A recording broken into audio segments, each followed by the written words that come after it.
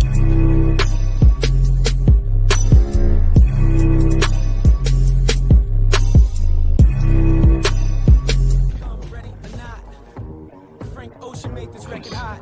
a conceptual standpoint.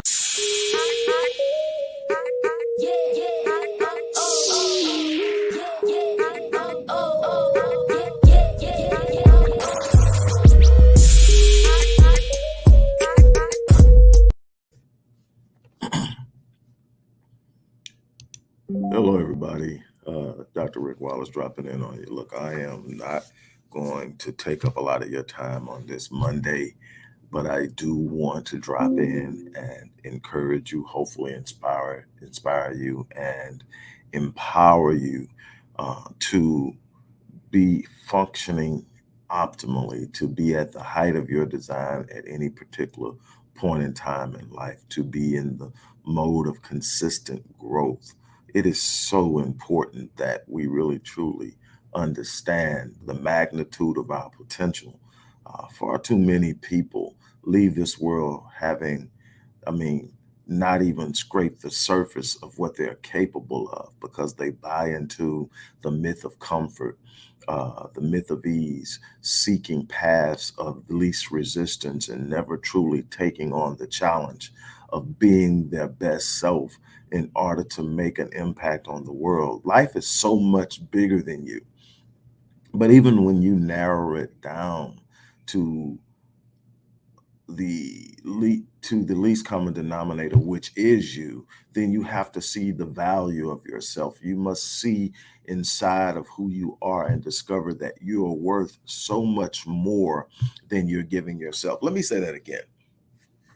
You are worth so much more than you are giving yourself. Normally, when people start talking about know your worth, know your value, you are worthy, know your worth and all of that, they're normally talking about how other people treat you, what are you getting out of other situations. They're looking at exogenous influences, in other words, external things that are impacting your life, and they tell you you're worth more, you're worth more. But what few people ever take time to tell you, maybe because they don't know, maybe because they don't want to upset you, maybe because they don't themselves understand how.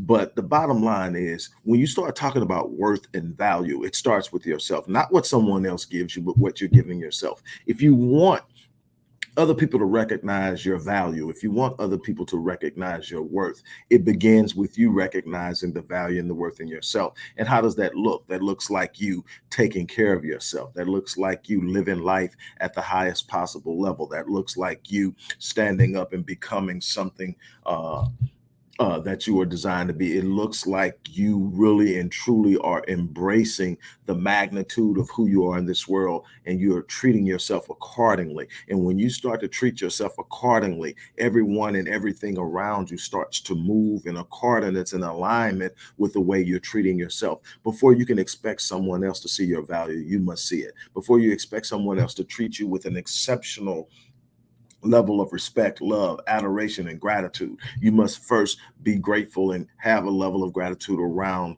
your awesome ability and capacity and potential assigned to your purpose. You can't ever get to where you're going without seeing the value in yourself, not because you want to demand that someone else treats you a certain way, but because you have a responsibility to treat yourself a certain way, to treat yourself to the best possible life that you can have. You should be living in an adventurous life, an explorative life, a life that goes out and sees and becomes and investigates the possibilities of what life has to offer, always looking for the next thing, always looking to become something better and greater, because you're not only influencing your life. Remember, I said earlier on that it's bigger than you. It's not just about you, but it starts with you. When you break it down to the least common denominator, it's about you seeing your value. When you see your value, you start to realize that you have the capacity to impact other people's lives, not just your own. It removes the selfishness out of the equation. It doesn't mean that you stop caring about yourself.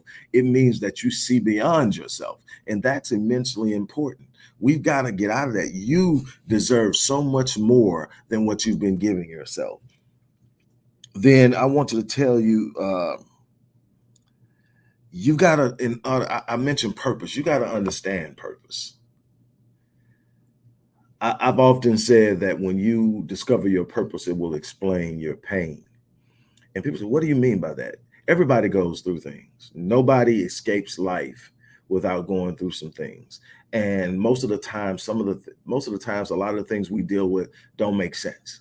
We're trying to understand why. We have this question, this ongoing question about life, and it's why. What did I do wrong? Why? Why is it always me? Why? But when you discover your purpose, you start to go, whoa, I had to go through that. I had to experience that. I had to endure that. It prepared me for this very moment. It was preparing me for my purpose.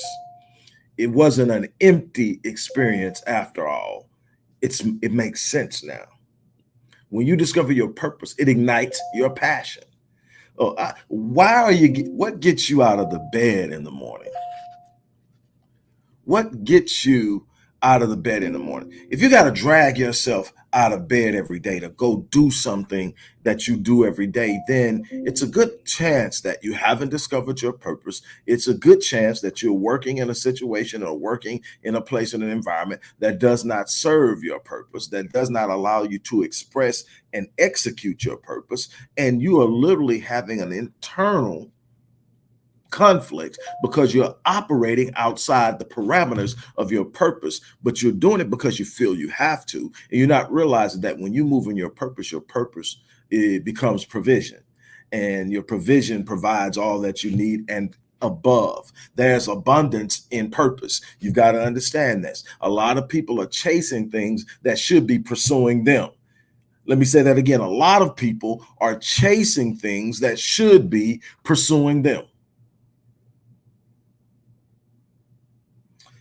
Let that sink in.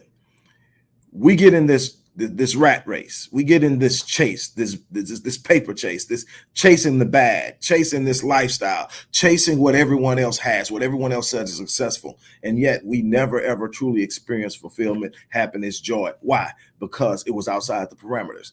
You have to get in a situation where you're living in your purpose and you're serving your purpose and you're having an impact on the world. When you begin having an impact on the world, you don't have to chase the bag. The bag starts to chase you. When you have an impact on the world, you don't have to go looking for fulfillment in the wrong places. Fulfillment will simply become a reality of you living in your purpose. You've got to understand this is so important. Now, here's another misunderstanding or a misconception is that you can simply wish for something and it'll happen. You can simply hope, or you can take the path of least resistance and get to the places that have the most magnificent and phenomenal impact on your life. The truth is that's a lie. You are going to have to work through. You're going to have to press through. You're going to have to at times fight through situations and circumstances to get to these places. Let me tell you something. I want you to listen to me carefully. The way that you're going to get there is not by coasting. The way you're going to get there is not by sitting in the background, just doing enough to get by and not really be noticed or not really have anybody pay attention to what you're doing. Just kind of be in the background and coast through. That's not how you achieve greatness. That's not how you experience the phenomenal. That's not how you become exceptional and extraordinary. You do that by applying your purpose, your gifting, your skill set to the things that you were designed to do in such a magnitude and in such an intensity that you pave a way for yourself in this world. You don't get that. You are going to have to develop a sickening work ethic, an absolutely unbelievably sickening work ethic where you are working when nobody's looking. Matter of fact, it's what you're doing when no one's looking that's going to determine the level of your success in this world. Not what people are observing, but what people aren't observing. When you could be sitting back chilling, but you're still grinding. When you're sitting back chilling, but you're still reading. When you sit back chilling, but you're still praying. When you could be sitting back and chilling, but you're still meditating. When you sit back and chilling, but you're still out serving others. Those are the moments that'll propel you into the next stratosphere of your life. But you're going to have to be willing to put in the work. You're going to have to wake up earlier than the people in your industry that you are going to need to surpass in order to plant your flag and your place in this world. You're going to have to wake up and be willing to work when everybody else is sleeping, work when people are playing, do the things that make you great. I'm not talking about have no life. I'm talking about know when it's time to work and show up. Don't think because the bell or the whistle goes off and everybody is saying it's 4 o'clock, it's 5 o'clock, it's 6, whatever time it is, we're off. That's when you shut down when you're done. You shut down when you're done.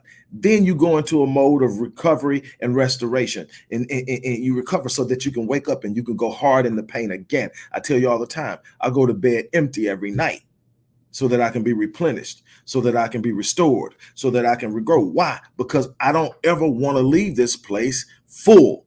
What do I mean? Full of potential, full of possibilities, full of things I should have done, but I didn't do because I was coasting. So I wake up every day and I go hard in the paint. Why? When I go to bed at night, I left it all on the field. I left it all out there. I don't have anything to sit up and be regretful about or shameful of.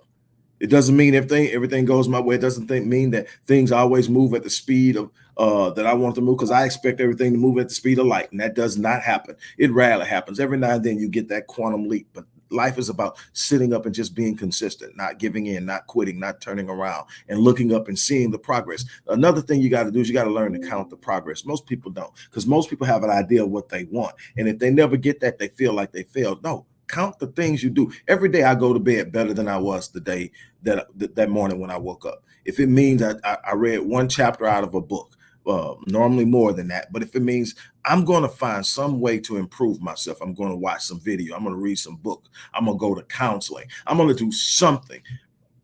I'm going to talk to my life strategist. I'm going to do something. I'm going to do something that gets me beyond where I am now, because I can't go to bed the same person that woke up. I wasted a day when I do that. That's called a 0 day. I don't have 0 days. You've got to stop having 0 days. You got to wake up and say, this day belongs to my purpose. This day belongs to my passion. This day belongs to my future. I'm writing a narrative that's going to shape lives beyond anything I could ever imagine. And it starts today. When I get up, I am not going to miss opportunities. I am not going to turn around and let life beat me up and then send me home weeping and scratching and licking my wounds with nothing done. I'm going to go out there. I'm going to get the bumps and the bruises anyway. I might as well grab something worth having while I'm getting bumped and bruised and pushed and tugged on. I'm going to grab the things that matter while I'm out here in the day. I'm going to build something greater, something stronger, something more impactful. I'm working on leaving a legacy. Those are the things that you've got to get in your mind. Those are the things you've got to get in your head. You've got to get to a point where you are pursuing something greater than yourself. There are going to be 3 basic questions that have to be answered to enter into the realm of greatness. What are you trying to achieve? Has to be a clear understanding. What are you trying to avoid? Has to be a clear understanding. What's the game plan? Then once you know what it is you're trying to achieve, what it is you're trying to avoid, and what's the game plan, now it's time to execute. Oh man, execute requires something. In order to change your current situation, what are you going to have to do?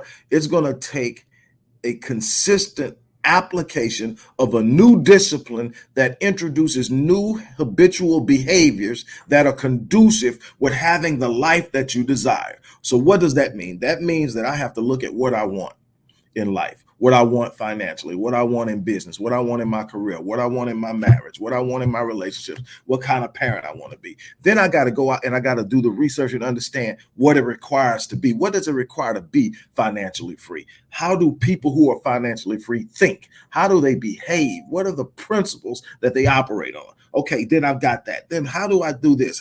So now I know everything that I need to become in order to experience that life. Now I got to have a game plan of how I'm going to get there. The game plan starts with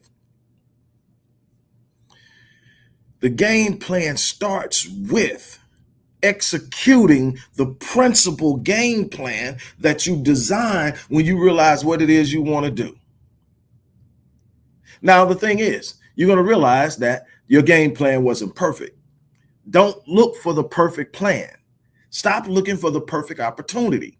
What do you need? You need to make sure that you are operating and moving and being flexible, because there is no perfect opportunity. There is no perfect plan. You're going to make some wrong choices, some wrong moves, some wrong decisions. You got to be able to be flexible. You got to be able to make moves and changes. That's why momentum is so important. Momentum will push you through those difficult times. A bunch of people, a bunch of you watching the video are going to go into 2022 standing flat-footed, going to 2022 standing still, because you think you're going to be able to get there and say, now that I'm in 2022, I'm going to do things different this year. But you enter in with the same mindset. How you start things have so much magnitude on how things go. That's why I'm constantly telling you, how you start your day is going to have a massive impact on how your day goes. Start your day with gratitude. Start your day with a high anticipation for positive things. Start your day with an understanding that there'll be challenges, but you're built for every battle that you'll face. You will win. You start your day with gratitude. Gratitude is the gateway to abundance. You can't be grateful and simultaneously be worried, angry, fearful, envious, and all those other things that totally interrupt your ability to achieve and receive. You've got to understand there's a process in this. But just as you have to start your day right, you've got to start that year right. But most of you are going to go into 2022 standing flat-footed. You need to start. You should have already started, but you definitely need to start right now. Changing the trajectory, changing how you think, changing your mindset, changing your posture. One of my most effective tools is embodied cognition. That's where I tell someone to hold their head up. Do you realize that your body is literally trained to respond to how you are sitting, how you are presenting yourself? If you ever notice people who are sad, the heads are down, or they're drooped, the shoulders are drooped. You tell somebody to square their shoulders. When it says it's hard to feel less confident and sad. When you tell somebody to hold their head up high, that's another postural thing that the body responds to and perceives that something good just happened. We're in a good place. We can do this. We can overcome this. Oh, and then if you want to really set things off and really feel good, smile. You cannot hold a smile and not experience a level of happiness. You got to let the smile go. You can't sit there and be miserable with a smile. Why? Because your body has been trained that when you smile, it impacts your neurochemistry. It literally releases serotonin into your bloodstream, and it gives you a feeling of joy. It's not always your smile reacting to joy. Sometimes your smile can create the joy, can create the happiness, can create a night. You got to learn how to set the state of your day. You are going to have to go into 2020 on the right note. Finally, here's one that a lot of people balk on. Here's one that a lot of people balk on. If you're growing, you're going to find that you are in a constant state in which you are outside of your comfort zone. You cannot grow in your comfort zone. Adversity, opposition, resistance is the place and the environment of personal growth. If you are growing, you are going to be outside of your comfort zone. And I often say this to people and they laugh, but I say, you're going to have to learn to be comfortable being uncomfortable. And literally, I'm telling you, it's real. I could be sitting up and I could be moving through my day or moving through a week. And then I realize, hey, man, I'm a little too comfortable.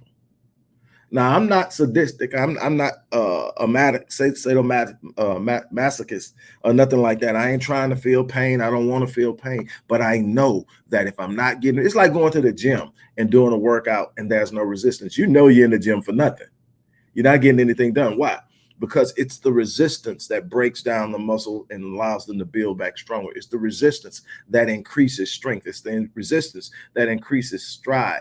It's the stress on your cardiovascular system that ignites your metabolism and starts to burn more calories than you've consumed and causes you to make sure you keep your weight in check. All of these things require you to push your body beyond the point of comfort. You don't win in comfort. You've got to get out of that comfort zone. You got to start understanding that if I'm going to grow, it's going to be uncomfortable out here.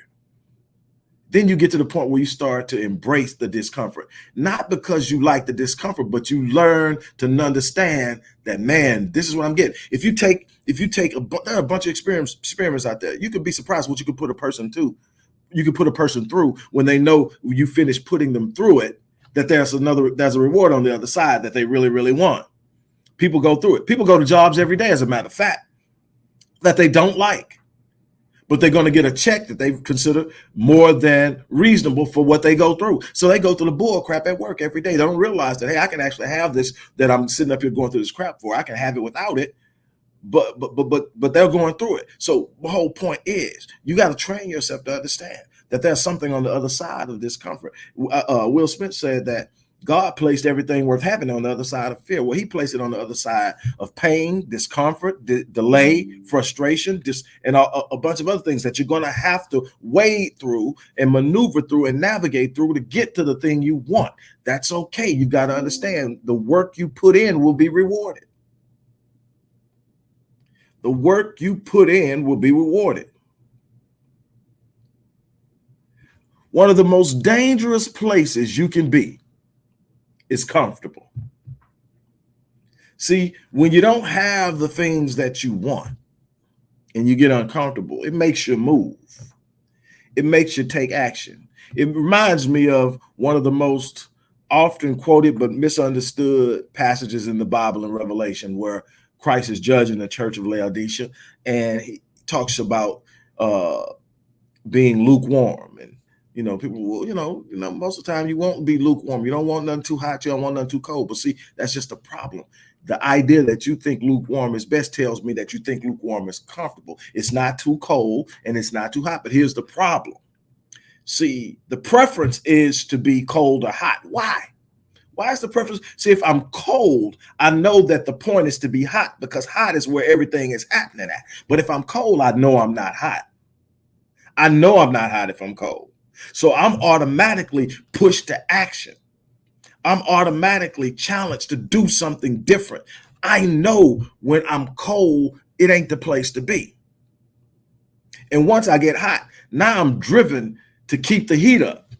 Oh, but if I'm lukewarm, comfortable, I could just kind of sit back and chill. I could just sit back and chill. Now, if you look at that whole passage from a historical context, it had even more meaning to the church of Laodicea at the time, because see, what happens is when you have cold water in a spring, then it's meant for one thing, probably drinking. And then you have hot water that's meant for therapeutic purposes. And so when you have cold water, it has a purpose. When you have hot water, it has a purpose. But what happens with the lukewarm water? Well, the lukewarm water in the springs that ran around Laodicea, they understood that because it was so mineral rich, it had a horrible taste to it. So when he say he would spew it out of his mouth, they understood it wasn't just because it was lukewarm. It was because it did not taste good. It was of a poor taste. It had no value. The same thing with your comfort. You live in a society that covets comfort and rewards mediocrity. But that's not where you have to be. That's not how you get to the point of doing something exceptional. I tell people all the time, life is bigger than the moment here in time in earth. It's more than 75, 80, 90 years. This is just a point in time in which something is expressed in a specific way. But you have a responsibility in this time to do something that blesses those who follow you and those who you leave behind. What is that? That's a legacy. What is a legacy? A legacy is this thing that you do at a level that's so exceptional that it changes the lives of people around you at a magnitude that when you leave this place, your name still has gravity. Your name still has impact because you were so impactful, not just to yourself. You didn't just serve yourself. You served everybody you came in contact with. Things were better because you were there. Things were better. You've got to get to that point where you understand that there's something out there better. You got to get to that point. Don't go into 2022. Do not go in 2022 standing still. Look, for those who are serious, I want to help you. For those who are not sure, just keep watching these videos and get as much as you can out. But for those who are sure, I want to help you.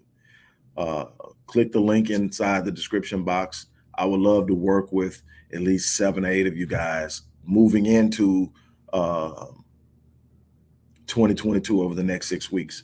For those of you who are serious, only those of you who are serious, because my time is valuable. And I want to work with people that I can look at your life and I can see that I've made a difference, because that's what it's about to me. For those of you who are not sure, keep watching these videos. You're going to get something out of it. And these don't cost anything. So come check them out, share them with other people. But for those of you who want to hit 2022 with a purpose and a passion and have an idea of where you're going and how you're going to get there and what it's going to look like and what it feels like, let's make that happen. On that note, I'm out of here. You guys have an unbelievable day, and I'll holler at you soon.